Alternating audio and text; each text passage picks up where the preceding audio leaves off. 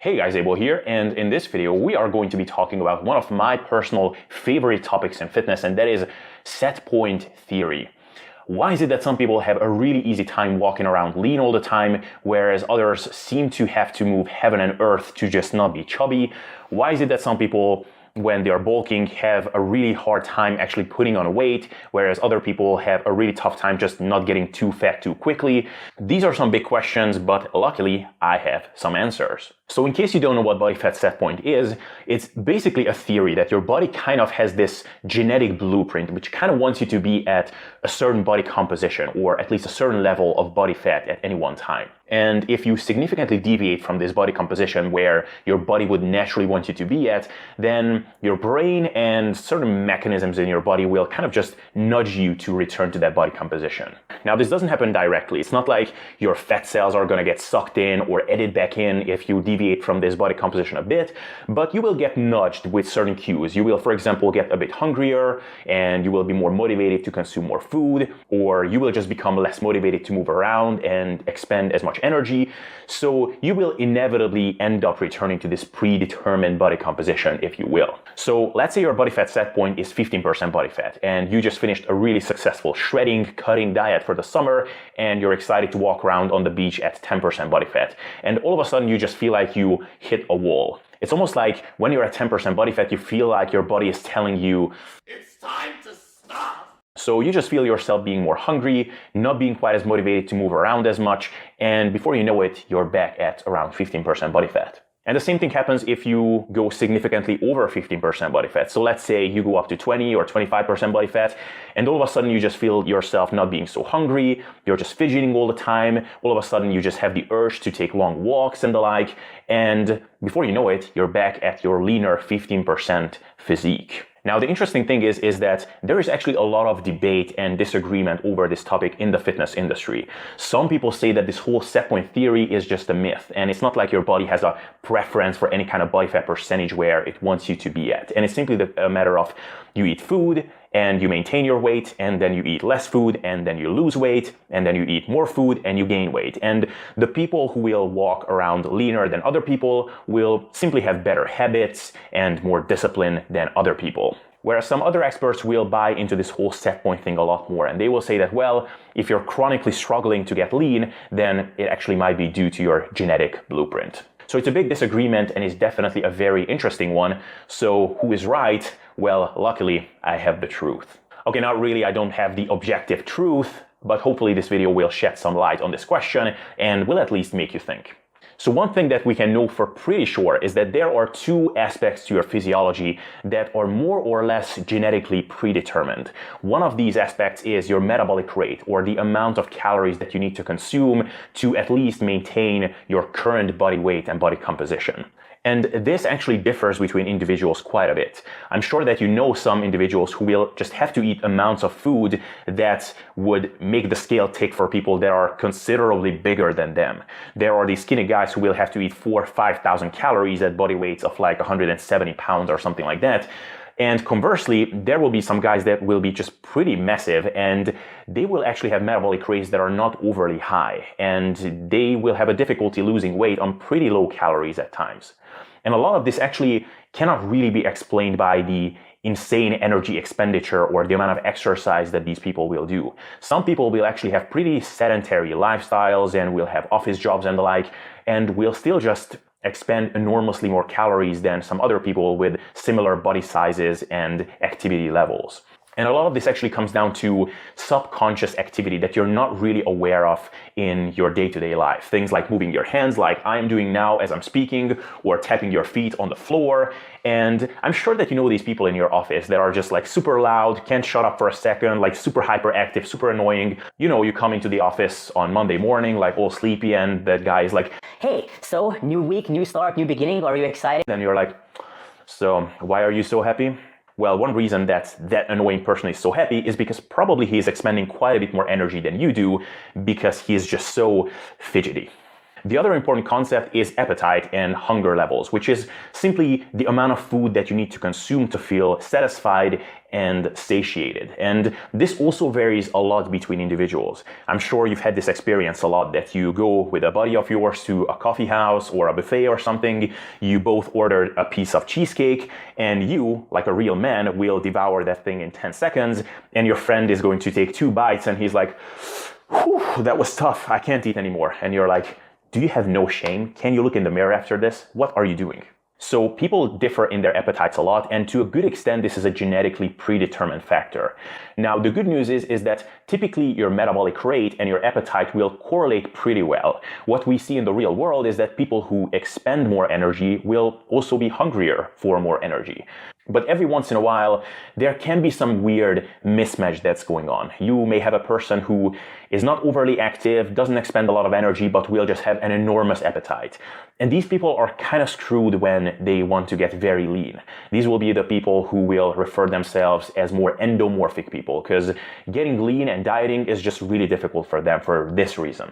A good example of this, for example, is Menno Henselmans. I've had the chance of being in a sushi restaurant one time with him, and earlier on, I thought that not many people could out-eat me when it came to all-you-can-eat sushi runs. I've eaten amounts in all-you-can-eat sushi restaurants before that I'm not sure how much money these restaurants have to spend to get all the food material. I'm pretty sure it's not that much, but the amounts that I've put down, I'm fairly sure that I put them at a loss with those performances. But what I've seen Menno Henselmans do is unparalleled with anything that I've ever seen before that. That evening, I was at the point where I just could not move anymore. I've eaten so much that I was just sitting there, not even thinking very clearly, just kind of adding up the amount of weeks that I will have to diet to undo all the damage that I've done on that given night. But I looked over to Menno's table and he was just still ordering these giant plates of sushi, and he was just putting sushi rolls on his plate completely calmly and just devouring them. And Menno is not a small guy, but he's also not like a 400-pound strongman competitor or something like that. So yeah, I was quite impressed by that. On the other hand, you will have people who don't have a really big appetite and they just get really full. They don't really want to eat too much, but their energy expenditure will be just enormous. You probably knew a lot of these people in high school and in elementary school. They were always the skinny kids. And these people, when they get into fitness, will be the ones who refer themselves as ectomorphs or hard gainers. Now, I also have to point out that what you see is not always what's going on behind the scenes. Many times you may have a skinny friend who may seem like he's getting away with murder and he can just eat anything he wants and he just doesn't gain weight. But it could be that you're actually just always walking in on them when they are devouring some junk food. But what you don't see is that often for the rest of the day, they're just not eating anything because their appetite is low and they're just getting by on that single serving of junk food for the whole day. So people's appetites and metabolic rates will differ, and some people are more fortunate than others in this regard. But regardless of where you are at baseline, everybody will have that sort of sweet spot where their metabolic rate and their appetite sort of meets at one happy place, and where they can basically just eat the amount of food that they would want to eat naturally based on their hunger and satiety mechanisms. And that is, my friend, basically their set point. You could almost write up an equation which would be A, so appetite, times M, so times metabolic rate, equals set point. And that is how you would determine it in a general sense. So thank you so much for watching this video. I hope this was informative. See you next time. Of course, I'm just kidding. Of course, we are not done yet. We are only scratching the surface. Because actually this question is a lot more convoluted and there are a lot more elements to it that we just haven't addressed yet.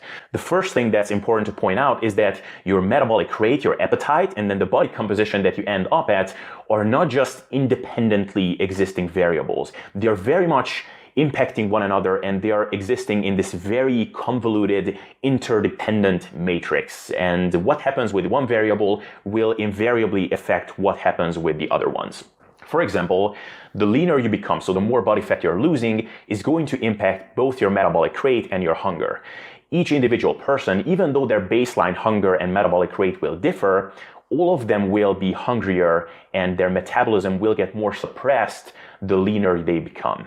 And at the same time, the more you're cutting your calories and the bigger the energy deficit is that you're in, the more suppressed your metabolic rate is going to be and the hungrier you're going to be. And the opposite thing is happening as you're eating more and your body fat levels are increasing. The fatter you are and the more you're eating, your metabolism is increasing and your hunger levels are getting lower. Basically, this is just your body's homeostatic mechanisms keeping you at balance. This phenomenon is called adaptive thermogenesis. So this initial equation that I wrote up, which was A times M equals set point, it should be actually A times M, so appetite times metabolic rate, times AT, so times adaptive thermogenesis, equals your set point. So are we done yet? Of course not, because it still gets more complicated. Because first of all, people vary a lot in how adaptive their metabolism is and how much these homeostatic mechanisms will kick in. It actually turns out that people don't differ quite as much as you would think in their base metabolic rate, but they actually differ a lot in how hard your body is fighting back against the dietary restrictions that you're imposing on yourself. Some people, when they diet, so they're cutting their calories, their body just doesn't adapt that much. They are just getting leaner and they can just smooth sail until their end body composition goal on the same amount of calories. A good example of this could be actually me. When I want to get down to, say, 9% body fat, I can just start at 15% body fat, put myself at, say, 2,400 calories, and I pretty much don't have to change my calorie intake that much until I get to my end destination. And at the same time, if I'm maintaining at 15% body fat at, say, 3,100 calories, if I put myself at 3,500 calories, I will just keep gradually gaining weight on that calorie level. It's not like I'm hitting a sticking point where I can just keep eating more and more food and my body weight just doesn't change.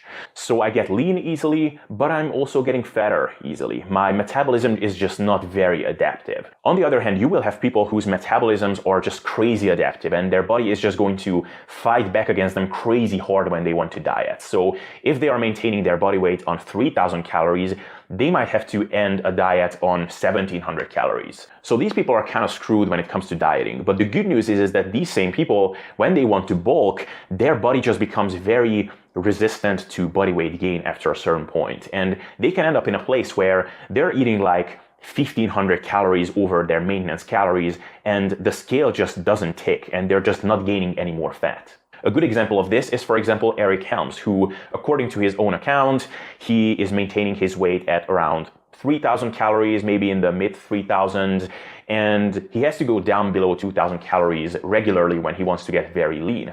I just saw a Facebook discussion between him and some other individual, and he said that he is undulating between 1,800 and 2,200 calories as he's now doing his contest prep. And it's not like the guy is at 6% body fat already. He is at 9 or 10% body fat at the moment at around 85 kilograms. And for a guy that size, that's pretty low amount of food. But at the same time, he also bulked in the past over 4,000 calories, which was necessary for him to keep gaining weight.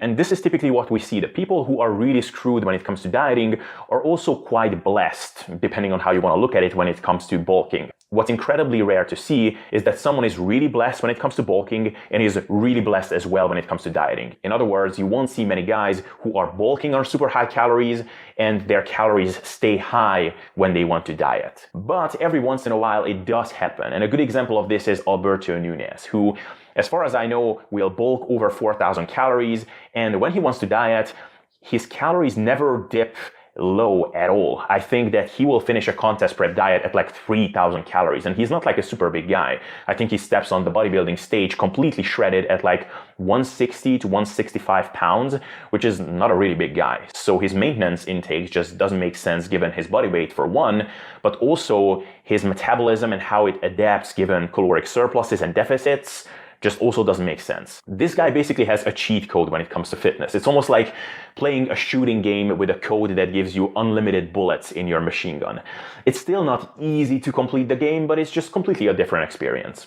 I'm not sure how much a guy like him can relate to people who will have to go down to 1,700 calories at higher body weights than what he has. I've heard him before talking about how people just tend to go overboard with the volumetrics when it comes to their food, and they will just put together these super high volume, high fiber foods, and it's just not necessary when it comes to dieting, and it can make it even harder. I'm inclined to quote Rachel Green from Friends here, who said, "Okay, no uterus, no opinion." And I'm just inclined to say, no 1,800 calorie days, no opinion. I'm just kidding, Alberto, you're great, please come on to my podcast. So far, we clarified that your appetite, your metabolic rate, and then how much that metabolic rate will adapt are going to have a big impact on what body fat percentage you're going to gravitate to. But did we explain everything yet? Not yet. There are still many things to discuss. For example, what you eat will have a big impact on how easy it will be to maintain a given intake of calories and a given body fat percentage. For example, you may have a metabolic rate and a maintenance intake of 3,500 calories, which is a decent intake, right? But you could take in that amount of calories from whey protein, from maltodextrin powder to get in your carbs, and olive oil to get in your fats. That diet would not be very satiating and satisfying, and odds are, at your maintenance intake of 3,500 calories, you would still be pretty hungry. On the other hand, I could construct a diet for you which might only be 2,500 calories, so I could put you at a 1,000 calorie deficit. But if the diet consists of veggies, lean protein, and some really satiating fats like avocados, then probably you would feel a lot more satiated and satisfied, and you would find that it's a lot easier to maintain that calorie intake. So someone could just completely switch out the foods you're eating, make your food selection much more satiating, and you might say, well, my body fat set point just changed. I all of a sudden have a much more easier time maintaining this body composition. And the reality is it's not your actual set point, it's just the environment you created for yourself, which makes it easier to stay at that body composition. So by now, you're probably starting to see that this picture is not as simple as just simply physiology here, that adds up, and then you have this physiological state which we refer to as your set point. It's a lot more convoluted, and there are some other factors, environmental factors, which will play into this. But it actually gets more complicated still. There are also mental, psychological, and food relationship related things that are also playing into this. A good example of this is simply obese people. In the beginning, we mentioned that the leaner you are, the hungrier you will be, and the fatter you are and the more food you're eating, the less hungry you will be. So if you're a person with bigger appetite and a lower metabolic rate, then you will just have to eat more food and you will have to be at a higher body fat percentage to actually feel satiated and satisfied. But it's unlikely that people who are like 400 pounds and 50% body fat or more are solely eating as much as they do because of their appetite and because of their body fat regulatory mechanisms, physiologically speaking. Probably a lot of this has to do with psychological considerations and just the relationship that these people have with food. But even if we want to take a less extreme example, even amongst lean people, people will just have a different relationship with eating and food on the whole. Some people just view eating and food as a much more hedonic experience, and they have a much more psychological or emotional connection with the act of consuming food than others do. I know some people who have just the typical athlete-like food is fuel type mentality when it comes to eating. I, on the other hand, I really just enjoy eating for what it is. It's kind of like money, right? Money doesn't excite me. It relaxes me. And this will have a lot of implications as to how people will approach eating in day-to-day situations. Some people, when they get really, really stressed, they will eat a lot more. And those will be the periods where they will have to be really careful to not let their body fat get out of hand. On the other hand, some people will have the exact opposite reaction. And when they have a really stressful period, that's exactly when they lean down because their appetite just gets suppressed like crazy. I would add here, though, that I think a lot of this has to do with how people actually define stress, because there is that, oh my God, Godzilla is in the house, I'm about to get eaten alive type of stress. And then there is that, oh shit, exam period is in 2 weeks, I should start studying, but I really feel like procrastinating type of stress. So your overall emotional connection with food will have a big impact on what kind of body composition you will gravitate towards naturally. But there are also other considerations. For example, sleep. Sleep deprivation is pretty well documented to stimulate your appetite. There is also social pressures and what kind of a family background you're coming from or what kind of people you are surrounding yourself with. If you're a fitness professional and your life is just immersed in fitness and all your colleagues and the people around you are also in that safe kind of lifestyle, you will probably have a lot easier time than someone who is living in an Italian family where the mother is always making these giant pasta dinners every evening. And then there are a lot of other things which are even more difficult to pinpoint and quantify. For example, I would think that probably a lot of people are just more comfortable walking around a bit hungry, and it just doesn't bother them as much as it does for other people. I myself, and I think a lot of people are like this, that when I'm hungry, when my stomach is empty, and when I get that weird feeling in my mouth, that empty belly feeling, that just annoys me and I just want that feeling to go away, and that prompts me to eat food. But probably there are people who can just walk around with that feeling and it just doesn't bother them and it doesn't mess with their cognition and their productivity and overall well-being. Just like some people are comfortable living their lives chronically being a bit sleep deprived or having some joint pain or digestive issues, some people just learn to coexist with these things, which would drive a lot of other people crazy. And very lastly, we can never actually exclude the possibility that there could be some factors which we just don't yet understand and we haven't yet explained by science. For example, it could be that certain genetic variations just make it more difficult for people to store fat from overfeeding, regardless of their subconscious activity levels and the like. It could actually be that some people, when they overeat by 1,000 calories, their fat cells are literally resisting some of that extra calorie surplus to get absorbed and be stored as fat. It sounds kind of woo-woo, but it could actually be that in a decade or two, we will have a very solid understanding of these mechanisms. So does a body fat set point exist? I would think it does, but it's probably not one set in stone point where your body just wants you to be at. It probably changes based on your environment and a lot of factors that you introduce into your life physiologically or mentally and environmentally. This is why in recent years we started calling this a settling point as opposed to a set point, because probably it's not like your body wants you to be at 15% period. Probably it's more like somewhere between 13% and 17%. You can settle more or less with the same level of ease, depending on how you adjust a couple of variables. And the big question is, can you actually change this set point or settling point where your body wants you to be at naturally? I would think it is possible, but probably it does require some level of effort initially, and probably it comes down to simply changing your habits. For example, if you have a low metabolic rate, you can change that by simply exercising a bit more or being a bit more mindful to move around more, stand up a bit more frequently when you're working, taking some more walks, and things like that. It will never be as natural and mindless of an activity than for someone who just fidgets a lot and without even noticing it. But by paying attention a bit initially, you can adopt these new habits, and over time they might become automatic, and it would be actually more difficult not to do it. The same thing applies for your appetite. If you naturally have a really big appetite and you just want to eat a lot, then you want to be a bit more mindful with your food selection and how you're structuring these things. This is actually a big focus of the autoregulatory eating course that I created. Shameless plug, hint, hint, is down in the description.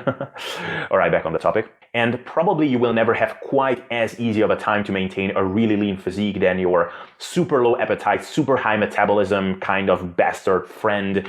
But at the end of the day, the only person you're competing with is yourself. And wherever you are, if you can improve yourself by 10-20% over the years, then that adds up to significant results.